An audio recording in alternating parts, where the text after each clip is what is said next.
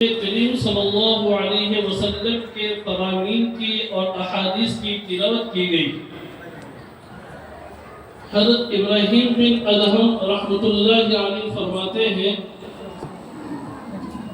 احادیث نبی صلی اللہ علیہ وسلم کو حاصل کرنے کے لیے جو طلباء اور طالبات سفر کرتے ہیں، ان کے رحلات اور سفر کرنے کی وجہ سے اللہ تعالیٰ بستیوں سے مصیبتوں کو اٹھا لیتا ہے۔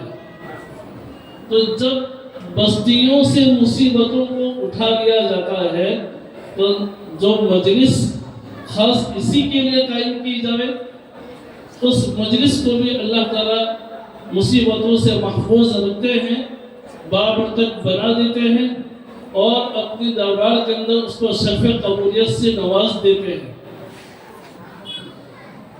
ابھی طالبہ نے ایک عبارت پڑھی، امام بخاری رحمۃ اللہ علیہ نے آخری باب جو باب قول اللہ تعالی ونضع الموازین القسط لیوم القیامہ، اس باب کے اوپر اپنی کتاب کو ختم فرمایا ہے۔ بچی نے اور طالبہ نے اس کی ابھی تلاوت کی۔ امام بخاری رحمۃ اللہ علیہ نے اس کتاب کو 16 سال کی مدت میں تیار کیا ہے، بہت محنتیں کی ہے۔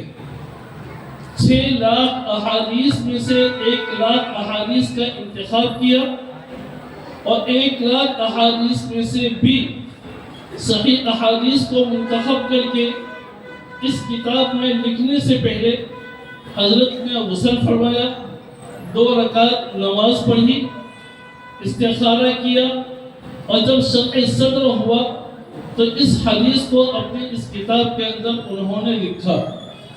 اس سے معلوم ہوا کہ یہ کتاب کتنے اہم اور کتنے عظیم الشان کتاب ہے۔ امام بخاری رحمۃ اللہ علیہ نے اپنی اس کتاب کے اندر جو بڑے بڑے عنوانات قائم کیے ہیں، جن کو کتاب کہا جاتا ہے، تو یہ ہندوستانی نسخے کے اعتبار سے 83 ہے اور مصری نسخے کے اعتبار سے 97 عناوین ہے، اور کتاب سے چھوٹا عنوان بابن کہا جاتا ہے۔ تو امام بخاری رحمۃ اللہ علیہ نے اپنی پوری کتاب کے اندر جن ابواب کو ذکر کیا ہے، ان ابواب کی تعداد 3888 ہے۔ یہ ہندوستانی نسخے کے اعتبار سے ہے اور مصری نسخے کے اعتبار سے 3918 ہے۔ اور اس مقدس کتاب کے اندر امام بخاری رحمۃ اللہ علیہ نے 7275 روایات کو جمع کیا ہے تکرار کے ساتھ۔ تو امام بخاری رحمۃ اللہ علیہ نے 7275 مطلب غسل کیا اور پھر اس کتاب کو لکھا ہے۔ معلوم ہوا کہ یہ کتاب بہت عظیم الشان کتاب ہے، اور اسی وجہ سے خیر القرون کے بعد جو کتابیں وجود میں آئی، ان کتابوں میں صرف بخاری ہی کو یہ شرف حاصل ہوا کہ جن کے لیے جملہ کہا گیا اصح الکتب بعد کتاب اللہ الجامع الصحیح للامام البخاری۔ امام بخاری رحمۃ اللہ علیہ نے 1080 اساتذہ کرام سے فن حدیث کو حاصل کیا ہے۔ امام بخاری رحمۃ اللہ علیہ نے اس کے لیے کئی اسفار کیے ہیں۔ مدینہ منورہ انہوں نے مدینہ منورہ کا سفر کیا ہے، اپنی والدہ اور بھائی کے ساتھ انہوں نے حج کا سفر کیا۔ جب حج سے فارغ ہو گئے تو بھائی کو اور والدہ کو روانہ کر دیا اور یہ کہا کہ میں حجاز مقدس میں رہ کر علم حدیث کو حاصل کرتا ہوں۔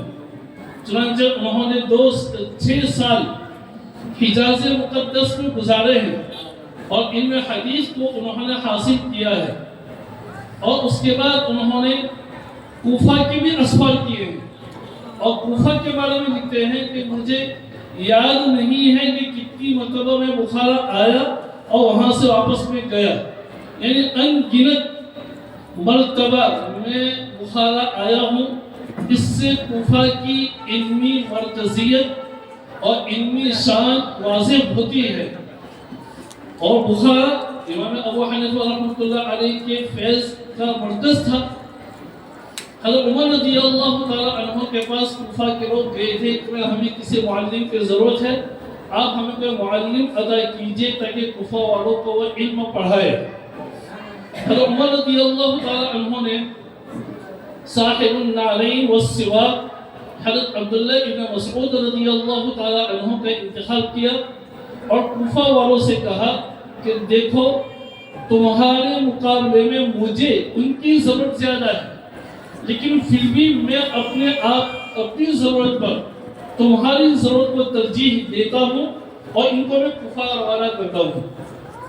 یہ عبداللہ ابن مسعود رضی اللہ تعالیٰ عنہ بہت بڑے شخص گزرے ہیں۔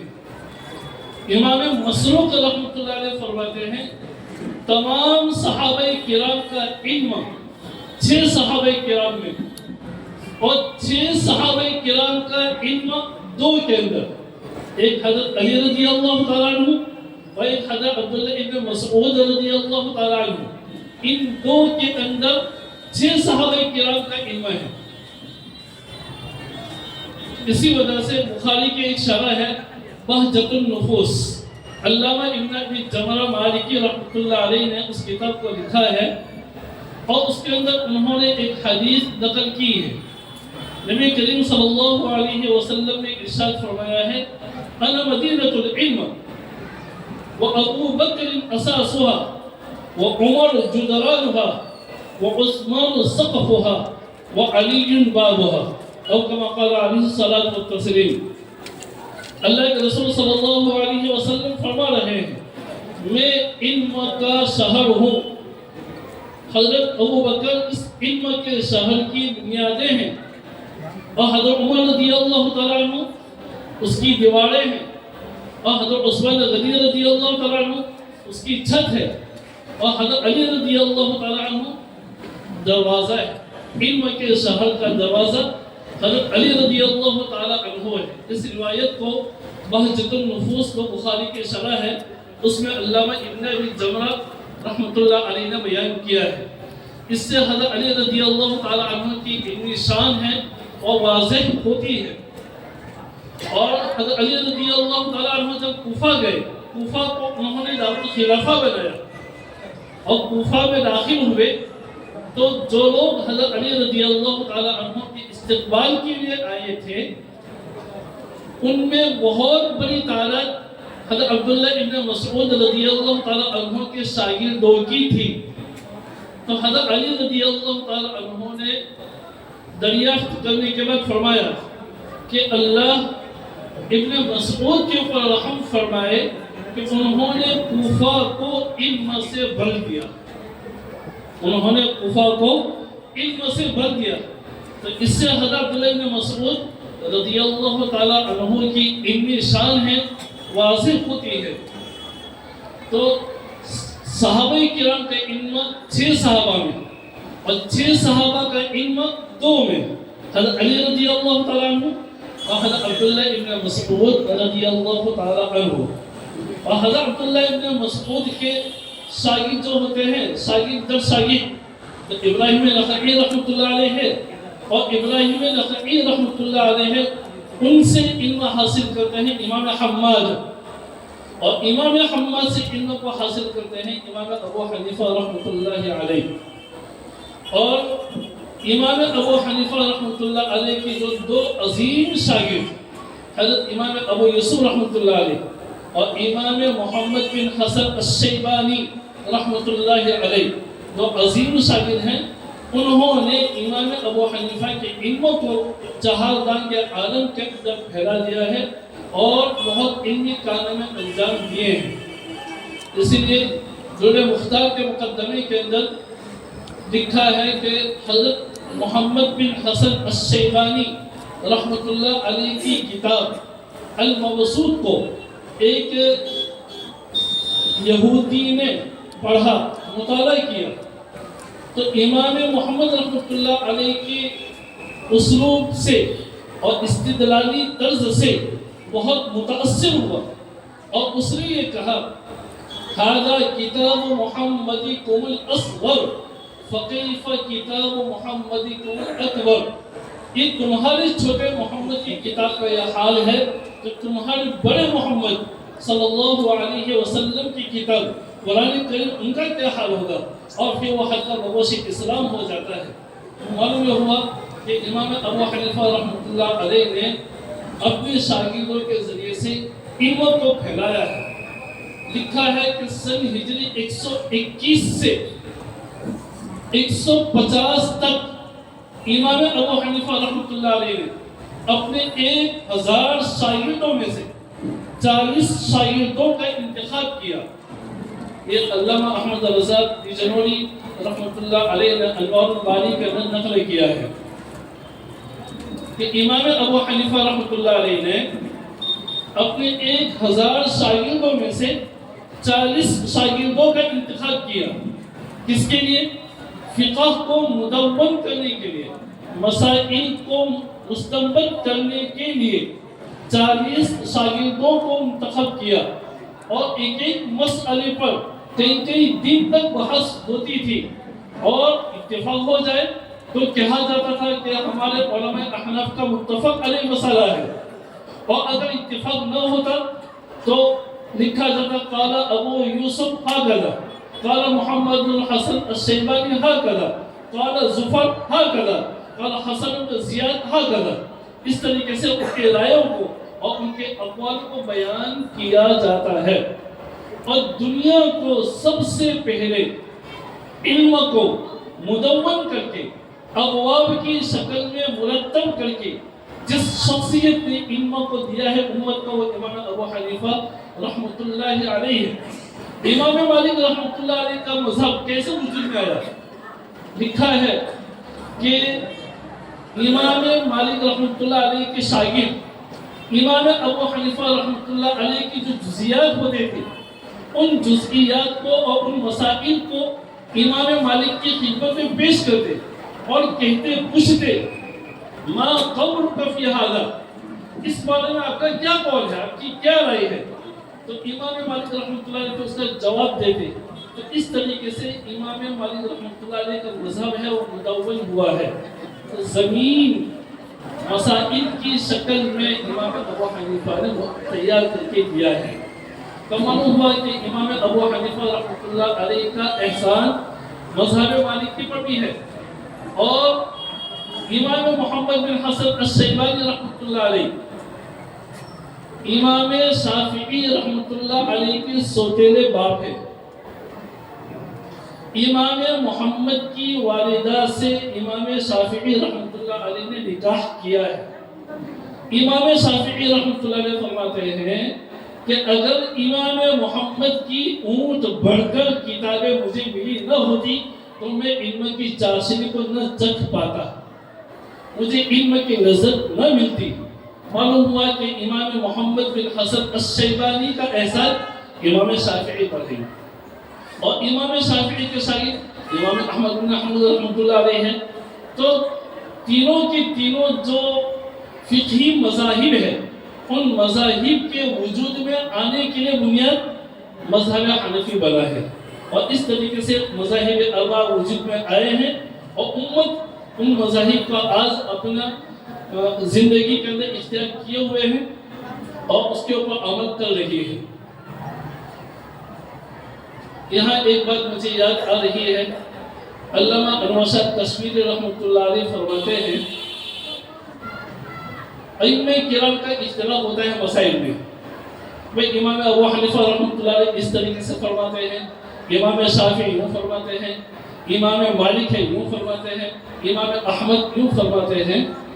تو علامہ انور شاہ کشمیری رحمۃ اللہ علیہ فرماتے ہیں یہ تو اللہ تعالیٰ اپنے لاڈلے نبی حضرت محمد مصطفیٰ صلی اللہ علیہ وسلم کی اداؤں کو محفوظ کرنے کے لیے کہ میرے پیارے کی یہ بھی ایک ادا ہے، میرے لاڈلے کی یہ بھی ایک ادا ہے، میرے پیارے کی یہ بھی ایک شان ہے، تو شؤون محمدی کو، ادائے محمدی کو باقی رکھنا تھا، اس لیے مختلف مذاہب وجود میں لائے اور ائمہ کرام نے مختلف اقوال کی شکل کے ان کو محفوظ کر لیا اور رہتی دنیا تک اپنے لادلی کی اداؤں کو امت تک پہنچا دیا۔ تو یہ علامہ انور شاہ کشمیری رحمۃ اللہ علیہ فرماتے ہیں، اس سے معلوم ہوا کہ نبی کریم صلی اللہ علیہ وسلم یہ اللہ کے نزدیک کیا مقام رکھتے ہیں، کیا مرتبہ رکھتے ہیں، یہ اس سے واضح ہو رہا ہے۔ ائمہ اربعہ کے بعد امام بخاری رحمۃ اللہ علیہ جن کے پیدائش 194 ہجری میں ہے اور 256 کے اندر ان کی وفات ہوتی ہے، اس بخاری شریف کو لکھنے کے لیے 16 سال انہوں نے خرچ کیے ہیں اور حرم شریف کے اندر انہوں نے اس کتاب کو لکھا ہے اور اس کی جو تراجم ہے، اس کے جو ابواب ہے، جنت کی کیاری کے اندر انہوں نے ان ابواب کو قائم کیا ہے۔ یہ اس بخاری کی کے شان کو بڑھانے والی چیز ہے۔ امام بخاری رحمۃ اللہ علیہ نے اپنی کتاب کی جو ابتدا فرمائی ہے، باب کیف کان بدء الوحی الی رسول اللہ صلی اللہ علیہ وسلم، اور اس کے بعد کتاب الایمان سے اپنی کتاب کا آغاز فرماتے ہیں اور اس کتاب کو بخاری اور کتاب التوحید کے اوپر ختم فرماتے ہیں۔ امام بخاری رحمۃ اللہ علیہ نے کتاب الایمان سے کتاب کی ابتدا کر کے بتلا دیا کہ ایمان ہوگا تو اعمال معتبر ہوں گے اور ایمان نہیں تو پھر اعمال معتبر نہیں ہوں گے۔ تو اصل الاصول جو ہے وہ ایمان ہے، اس لیے امام بخاری رحمۃ اللہ علیہ نے کتاب الایمان سے ابتدا فرمائی اور بطور مقدمہ کے باب کیف کان بدء الوحی ہے اس کو قائم کیا ہے۔ اور کتاب التوحید یہ بھی کتاب الایمان ہی ہے، تو جہاں سے ابتدا ہوئی اسی پر انتہا فرما رہے ہیں، من الابتداء الی النہایہ، جہاں سے ابتدا ہوئی وہیں پر کتاب کو ختم کر رہے ہیں۔ تو کتاب التوحید کے اوپر امام بخاری رحمۃ اللہ علیہ اس کتاب کو ختم کر رہے ہیں۔ کتاب الایمان کے اندر امام بخاری رحمۃ اللہ علیہ نے ایجابی پہلو کو اختیار کیا ہے اور کتاب التوحید کے اندر سلبی پہلو کو اختیار کیا ہے، اور جہمیہ وغیرہ جو ضالہ فرقے ہیں ان فرقوں کا امام بخاری رحمۃ اللہ علیہ نے رد کیا ہے۔ امام بخاری رحمۃ اللہ علیہ نے اخیری بات جو قائم کیا ہے، باب قول اللہ تعالی وَنَضَعُ الْمَوَازِينَ الْقِسْطَ لِيَوْمِ الْقِيَامَةِ، اس باب کو قائم کر کے امام بخاری رحمۃ اللہ علیہ ہم سب کو یہ پیغام دے رہے ہیں کہ قیامت کے دن ترازو قائم کی جائے گی اور اس ترازو کے اندر انسان کے اعمال اور اقوال ہیں وہ تولے جائیں گے۔ امام بخاری رحمۃ اللہ علیہ اس باب کے ذریعے سے ہم سب کو یہ پیغام اور سبق دے رہے ہیں کہ ہمیں اپنے اعمال اور اپنے اقوال کے اندر وزن پیدا ہو، اس کی ہمیں فکر کرنی ہے، کوشش کرنی ہے۔ ترازو حقیقتاً قائم ہوگی۔ معتزلہ حضرات ایک فرقہ ضالہ میں سے ایک فرقہ ہے جو انکار کرتا ہے اور یہ کہتا ہے کہ ترازو قائم نہیں ہوگی۔ اللہ تعالیٰ اس آیت کریمہ کے ذریعے سے بتانا چاہتے ہیں کہ قیامت کے دن ہم عدل انصاف کریں گے، ترازو نام کی کوئی چیز قائم ہوگی نہیں۔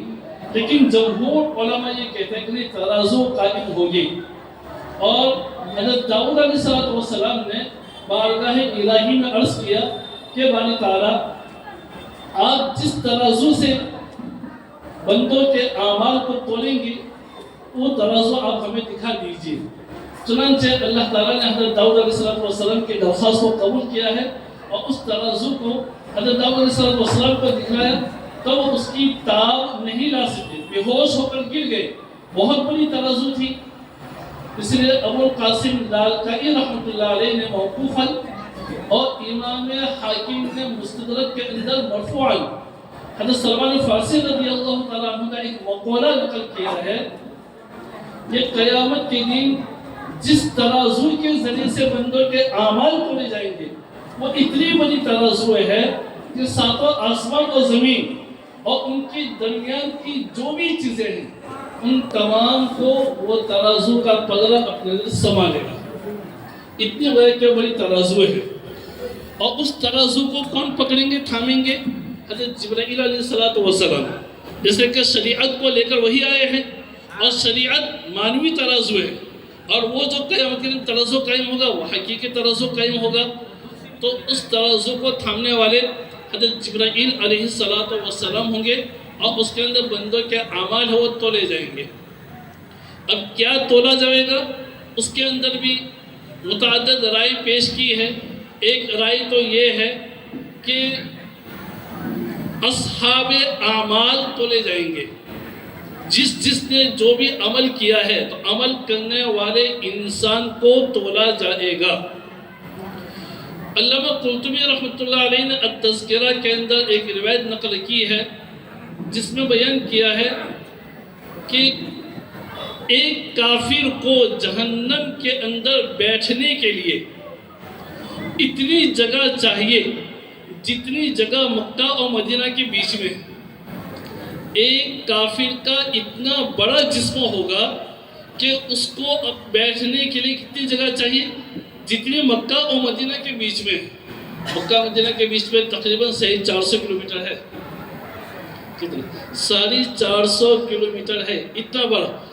تو اس سے علماء نے ثابت کیا ہے کہ جیسے کہ تفسیر عزیزی میں شاہ عبدالعزیز محدث دہلوی رحمۃ اللہ علیہ نے سورہ مرسلات کی آیات کے ماتحت نقل کیا ہے فی ظلال الشعب. اس کے ماتحت حضرت نقل کرتے ہیں کہ جہنم کا ایک ایک شعلہ 5 کلومیٹر کا ہوگا. جہنم کا ایک ایک شعلہ کتنے کلومیٹر کا ہوگا؟ 5 کلومیٹر کا ہوگا. تو سوال پیدا ہوتا ہے کہ اتنا بڑا شعلہ. تو پھر علامہ قرطبی رحمۃ اللہ علیہ کی جو بات تذکرہ کے اندر پڑھی کہ ایک کافر کو جہنم کے اندر بیٹھنے کے لیے 450 کلومیٹر جگہ چاہیے. تو اس کے تو بہت سارے شعلے ہیں, اس کے جسم پر آ سکتے ہیں. معلوم ہوا کہ یہ اپنی جگہ پر برابر ہے. اور علماء نے لکھا ہے, حضرت مولانا بدر عالم میرٹھی رحمۃ اللہ علیہ ترجمان السنہ کے اندر نقل فرماتے ہیں کہ سب سے گاڑی اور کثیف اور موٹی اگر کوئی چیز ہے برائی میں تو کفر ہے. جب کفر کو ظاہر کیا جائے گا تو اتنا بڑا جسم کہ مابین مکہ اور مدینہ اس جگہ کو گھیر لے گا. تو مانا کفر کتنا گاڑا ہے, کتنا موٹا ہے. اور ایمان بہت لطیف ہے. نیک عمل کرنے کی وجہ سے انسان بہت باریک بنتا ہے, لطیف بنتا ہے. اسی لیے معراج کے اندر نبی کریم صلی اللہ علیہ وسلم کو جانے کے لیے کوئی چیز بیچ میں حائل ہوئی نہیں ہے. اللہ کے رسول جس طرح سے ہوا لطیف ہے, باریک ہے, ایک جگہ سے دوسری جگہ جانے کے لیے دروازہ اگر بند کر لیں تب بھی ہوا پاس ہو جائے گی. دروازے بیچ میں آڑ بنتا نہیں ہے. کیوں؟ اس لیے کہ ہوا لطیف ہے. تو نبی کریم صلی اللہ علیہ وسلم ان کا ایمان کیا, ان کے اعمال کیسے ہیں, کون اس کا مقابلہ کر سکتا ہے اور کون اس کو بیان کر سکتا ہے.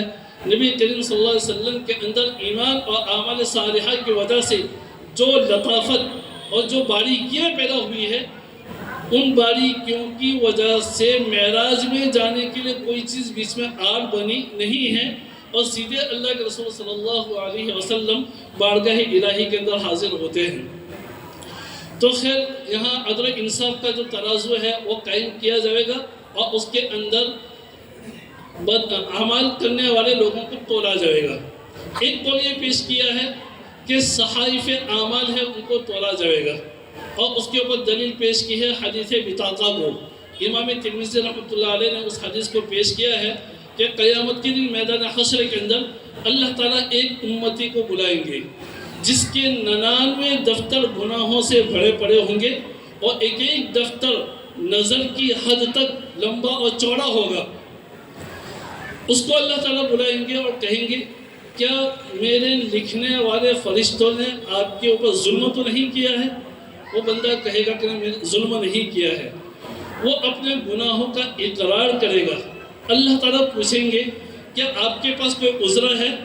وہ بندہ کہے گا نہ میں گنہگار ہوں, میرے پاس اپنے گناہوں کے اوپر کوئی عذر نہیں ہے.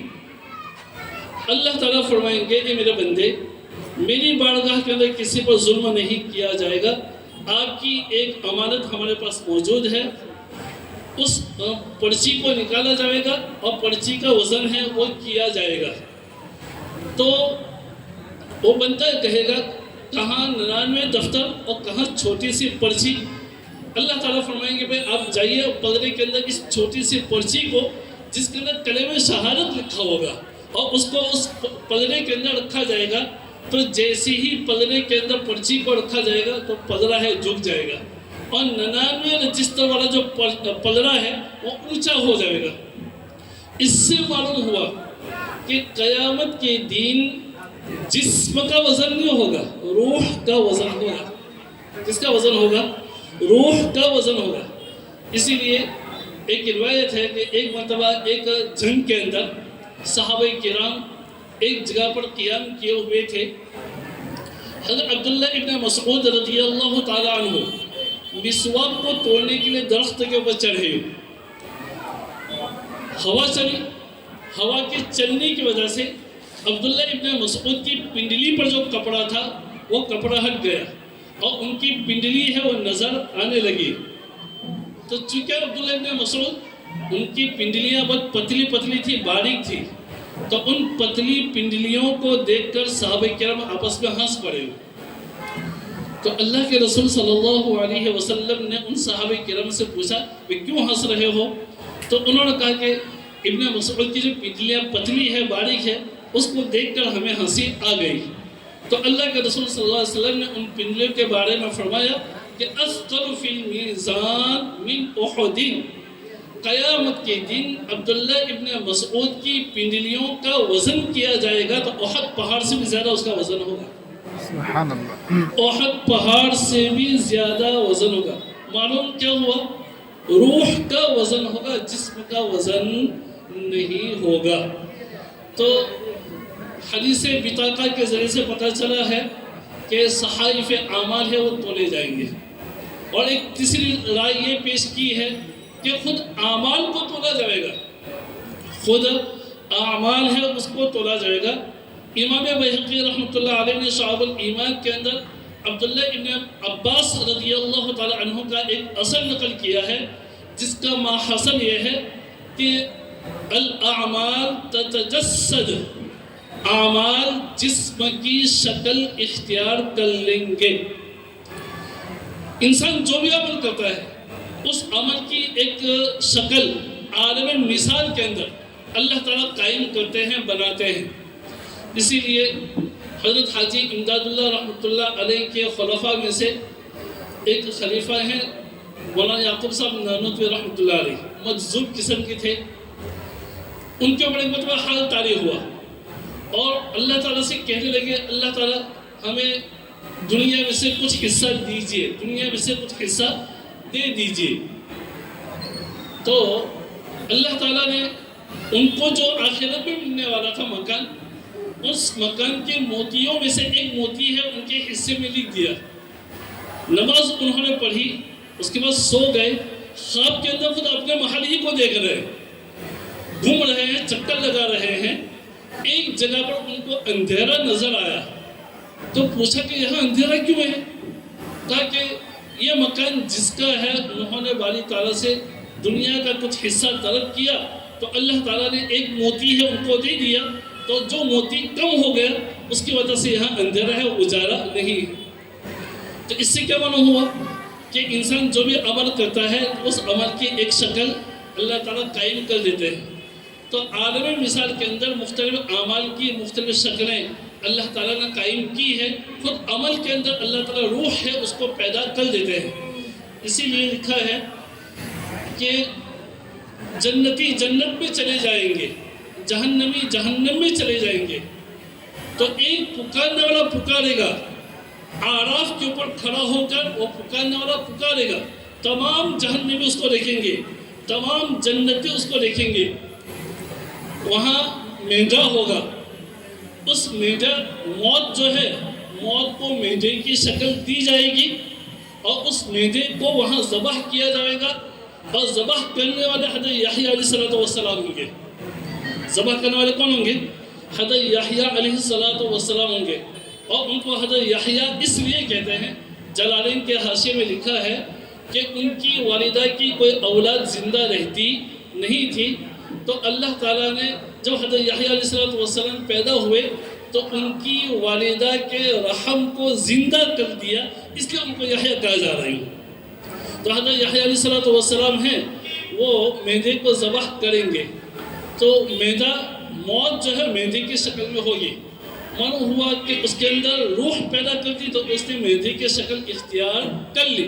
تو اسی طریقے سے اعمال جو ہے اس کے اندر روح کو پیدا کر دیں گے تو جسم کی شکل کو اختیار کر لے گا اور ان جسموں کو تولا جائے گا، تو میدان حشر کے اندر قائم کیا جائے گا۔ میدان حشر کہاں قائم ہوگا؟ شام کے اندر میدان حشر قائم ہوگا۔ متحدہ جو شام ہے، لبنان جس میں ہے، فلسطین جس میں ہے، خود موجودہ جو شام ہے وہ بھی اس کے اندر داخل ہے۔ سورہ سجدہ ابن کثیر نے سورہ سجدہ کے اندر نقل کیا ہے، مقام الرعات میں میدان حشر ہے وہ قائم کیا جائے گا۔ تو اللہ تعالیٰ بندوں کے یا تو خود اعمال تولے جائیں گے، یا ان کے صحیفے ہیں ان کے وزن کیا جائے گا، یا خود بندے جو اعمال کرنے والے بندے ہیں ان کو تولا جائے گا، اور اس کے ذریعے سے اللہ تعالیٰ عدل و انصاف کو قائم کریں گے۔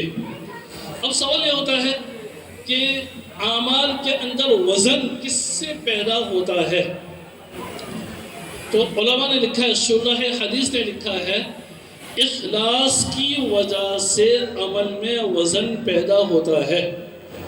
امام بخاری رحمۃ اللہ علیہ نے اپنی کتاب کے اندر شروع میں حدیث النیہ کو بیان کیا ہے، انما الاعمال بالنیات، اور اس کتاب کو ختم کر رہے ہیں تو حدیث تسبیح کے اوپر ختم کر رہے ہیں، سبحان اللہ بحمدہ سبحان اللہ العظیم، یہ ایک عمل ہے۔ تو اس عمل کے اندر وزن حدیث النیہ، جس کی جتنی نیت خالص ہوگی اتنا وزن اس کے عمل کے اندر پیدا ہوگا۔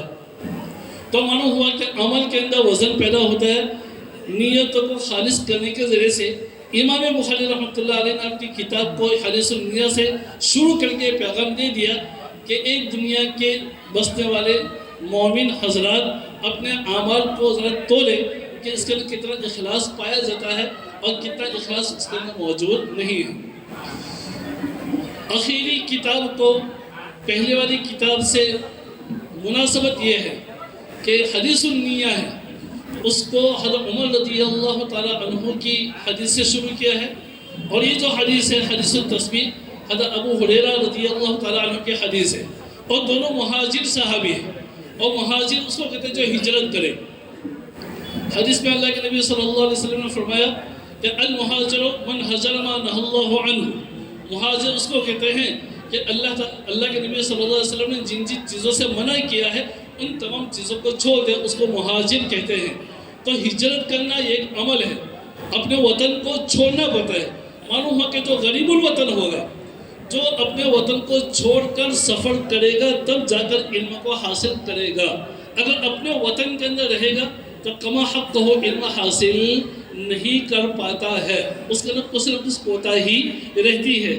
اسی لیے انسان کو سفر کرنا چاہیے، ہمارے اکابرین نے اس کے لیے بہت سارے اسفار کیے ہیں۔ دوسری بات یہ ہے کہ اس حدیث کو امام بخاری رحمۃ اللہ علیہ شروع حدیث النیہ جو ہے اس کے اندر اپنے جو شیخ ہے امام حمیدی کی حدیث کو لا رہے ہیں، اور یہاں جو حدیث لا رہے ہیں آخری حدیث اس کے اندر احمد بن اشکاب احمد، تو امام حمیدی کے اندر مادہ ہے حامیم دال، اور احمد کے اندر بھی حامیم دال ہے۔ امام بخاری رحمۃ اللہ علیہ یہ بتلانا چاہتے ہیں کہ اپنے عمل کی شروع میں بھی حمد ہو اور اپنے عمل کے آخر میں بھی حمد ہو۔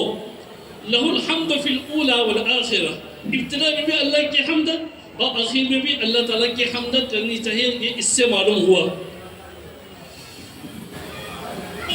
امام بخاری رحمۃ اللہ علیہ نے اپنی بخاری کی شروعات کی ہے امام حمیدی سے، وہ پہلے استاذ ہیں، اور احمد بن اشکار یہ امام بخاری کے آخری استاذ ہیں۔ آخر ما لقیتہ بمصر احمد بن اسکاب، مصر کے اندر میں سب سے آخری استاذ جن سے ملا ہوں وہ احمد بن اسکاب ہے۔ تو پہلے استاذ اس سے کتاب کا آغاز کیا اور آخری جو استاذ ہے ان کے اوپر کتاب کا اختتام کر رہے ہیں۔ تو امام بخاری رحمۃ اللہ علیہ اس کی بھی گویا کہ لحاظ رکھ رہے ہیں اور ترتیب کو قائم کر رہے ہیں۔ امام بخاری رحمۃ اللہ علیہ انہوں نے اس کتاب کو ختم کیا ہے کلمتان حبیبتان الی الرحمن خفیفتان علی اللسان ثقیلتان فی المیزان سبحان اللہ بحمدہ سبحان اللہ العظیم۔ آپ لوگ بھی پڑھ لیجئے سبحان اللہ بحمدہ سبحان اللہ العظیم۔ سبحان اللہ العظیم۔ اللہ کے رسول صلی اللہ علیہ وسلم کی یہ جو حدیث ہے اس کا تعلق قول سے ہے۔ امام بخاری نے اپنے اس باب کو قائم کیا ہے، اس میں بیان کیا ہے کہ وَأَنَّ أَعْمَالَ بَنِي آدَمْ وَقَوْلَهُمْ، بنی آدم کے اعمال اور ان کا قول، ان کا بول وہ تولا جائے گا۔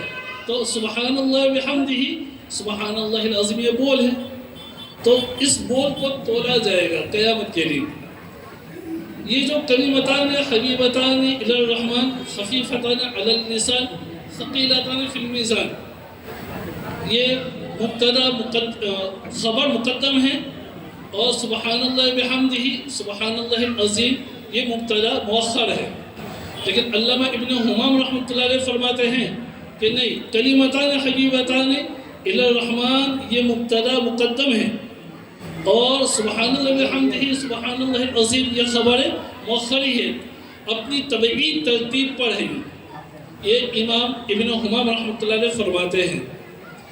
جو بھی ہو، یہ دو بول ہیں حبیبتان الی الرحمن، یہ حبیب فعیل کے وزن پر ہے، یعنی اس کلمے کو پڑھنے والے کو اللہ محبوب بنا دیتے ہیں۔ فعیل کا وزن مفعول کے معنی میں، اور خفیف خفیفتان ثقیلتان، خفیف اور ثقیل یہ بھی فعیل کے وزن پر ہے، لیکن یہ اسم فاعل کے معنی میں۔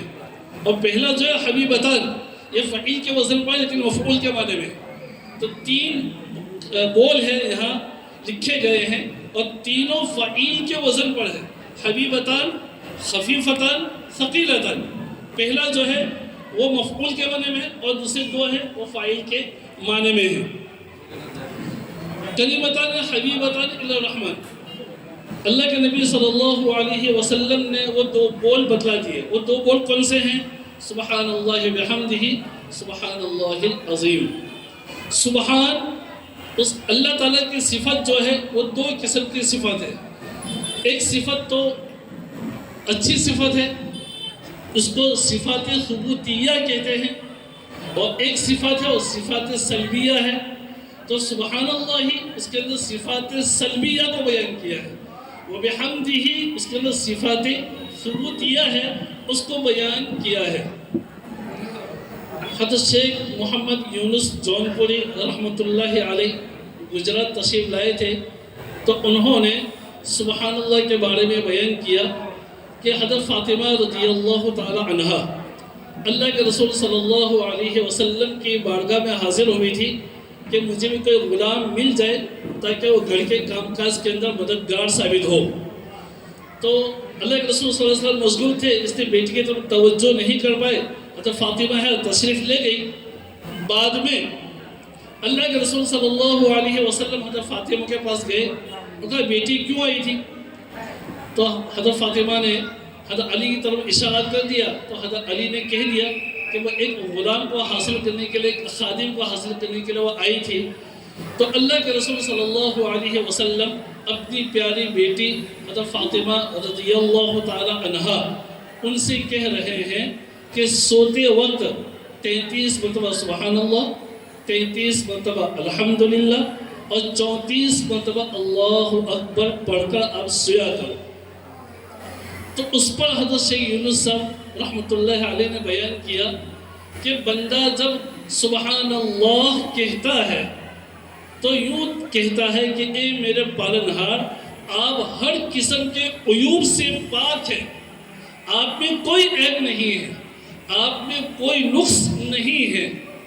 بندہ جب سوتے وقت سبحان اللہ سبحان اللہ سبحان اللہ پڑھے گا تو اللہ تعالیٰ کہتا ہے کہ اے میرے بندے، جب تو نے سبحان اللہ پڑھ کر یہ ثابت کیا کہ میری ذات تمام عیب سے پاک ہے، تو پورا دن روزی روٹی کو کمانے کے لیے دوڑا ہے، تھکا ہے، اپنے جسموں کو تھکایا ہے، تیرے اندر تھکن آ گئی ہے تیرے جسموں میں، اور تھکن یہ ایک عیب ہے۔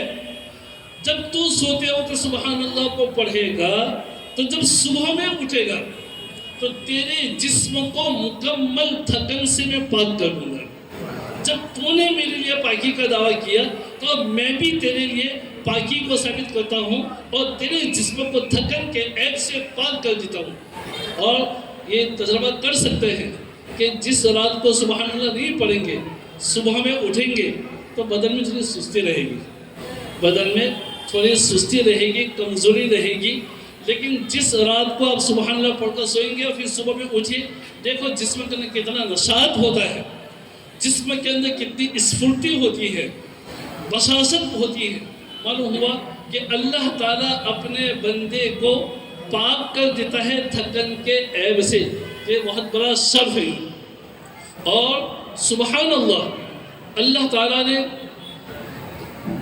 15 پارے کو جو شروع کیا ہے، سبحان الذی اسری بعبدہ لیلا من المسجد الحرام، تو سبحان اللہ یہ مصدر ہے، مصدر سے ماضی بنتا ہے، ماضی کے بعد مضارع آتا ہے اور مضارع کے بعد امر آتا ہے، ترتیب یہ ہے، مصدر پھر فعل ماضی پھر فعل مضارع اور پھر امر۔ تو سبحان الذی اسری، قرآن کے بلاغت کو دیکھیں کہ سبحان الذی اسری میں مصدر کو بیان کیا، پھر ڈائریکٹ 28ویں پارے میں سورہ صف کے اندر سبح ماضی، سورہ جمعہ یسبح مضارع، اور 30ویں پارے کے اندر سبح اسم ربک الاعلی امر، ترتیب ہے، سبحان مصدر اور سبح ماضی، یسبح یہ مضارع سورہ جمعہ، اور سبح اسم ربک الاعلی یہ امر ہے۔ تو یہ قرآن کے بلاغت ہے۔ ہم نے جن سے بخاری شریف پڑھی، ہمارے استاد محترم حضرت مولانا ابرار احمد دلیمی رحمۃ اللہ علیہ، جو فلاح دارین کے سابق شیخ الحدیث تھے، اب تو رحمۃ اللہ علیہ ہو چکے ہیں، انہوں نے بیان کیا کہ دیکھو اللہ تعالیٰ نے قرآن کریم کو شروع کیا ہے حرف با سے۔ قرآن کو آپ کھولیں گے تو آپ کو بسم اللہ پہلے نظر آئے گی۔ کیا نظر آئے گی؟ بسم اللہ پہلے نظر آئے گی، اور بسم اللہ کے شروع میں با ہے، اور قرآن کو ختم کیا من الجنۃ والناس، سین کے اوپر ختم کیا۔ تو قرآن کو شروع کیا با سے اور قرآن کو ختم کر رہے سین کے اوپر۔ با اور سین دونوں کو ملا لو تو بس، یعنی دنیا کے انسانوں کی ہدایت کے لیے یہ کتاب بس یعنی کافی ہے۔ یہ کتاب کیا ہے؟ بس یعنی کافی ہے۔ اور ایک تفسیر کی کتاب ہے حدائق الربح والریحان، علامہ محمد امین حریری الشافعی رحمۃ اللہ علیہ کی یہ تفسیر کی کتاب ہے، اس میں انہوں نے لکھا ہے کہ اللہ تعالیٰ نے قرآن کریم کو شروع فرمایا تو با سے شروع فرمایا۔ قرآن کے شروع میں 29 حروف میں سے اللہ باہی کو کیوں لائے؟ تا بھی تو لا سکتے تھے، جیم کو بھی تو لا سکتے تھے، دال ہے اس کو بھی تو لا سکتے تھے، اور کسی حرف کو بھی لا سکتے تھے، لیکن اللہ تعالیٰ نے با کو شروع میں بیان کیا ہے۔ کیوں؟ عہد الست میں تمام روحوں کو اللہ تعالیٰ نے سوال کیا تھا، الست بربکم، کیا میں تمہارا رب نہیں ہوں، میں تمہارا پالنہار نہیں ہوں؟ تو تمام روحوں نے اللہ کے نبی صلی اللہ علیہ وسلم کے جواب دینے کے بعد جواب دیا۔ اللہ کے نبی صلی اللہ علیہ وسلم نے جواب دیا، کیا جواب دیا؟ بلا۔ اللہ کے نبی کے جواب کو سن کر تمام روحوں نے کہا بلا، اور بلا کے شروع میں با ہے، اور با علماء جانتے ہیں کہ با آتی ہے انصاف کے لیے۔ با آتی ہے کس کے لیے؟ انصاف کے لیے۔ بندے کو مخلوق کو معبود کے ساتھ، خالق کے ساتھ جوڑنے والے اگر کوئی چیز ہے تو بسم اللہ میں با ہے۔ معلوم ہوا کہ بندہ اللہ کے ساتھ ہر وقت جڑا رہے، اور یہی اصل ہے۔